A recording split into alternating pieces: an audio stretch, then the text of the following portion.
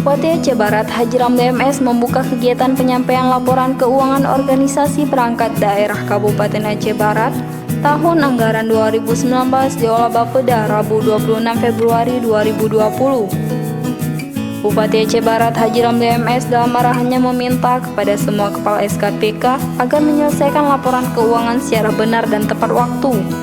Bupati Haji Ramli MS juga meminta agar Sekda, Kepala BPKD dan Inspektur agar dapat menyampaikan laporan keuangan Pemkab Aceh Barat selambat-lambatnya pada pertengahan bulan Maret 2020 kepada pihak BPK RI.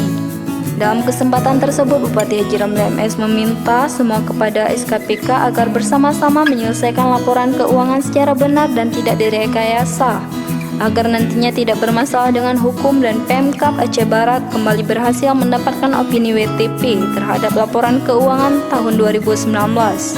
Sementara itu, Kepala BPKD Aceh Barat Zuliadi SEAK dalam laporannya menyampaikan Inspektorat sudah mulai melakukan review pada tanggal 25 Februari 2020 dan akan berakhir tanggal 13 Maret 2020. Ia berharap untuk SKPK yang belum menuntaskan laporan keuangannya agar sebelum tanggal 13 Maret harus sudah dituntaskan, sehingga rencana untuk penyerahan laporan keuangan Pemkab Aceh Barat ke BPK RI pada tanggal 16 Maret dapat terlaksana.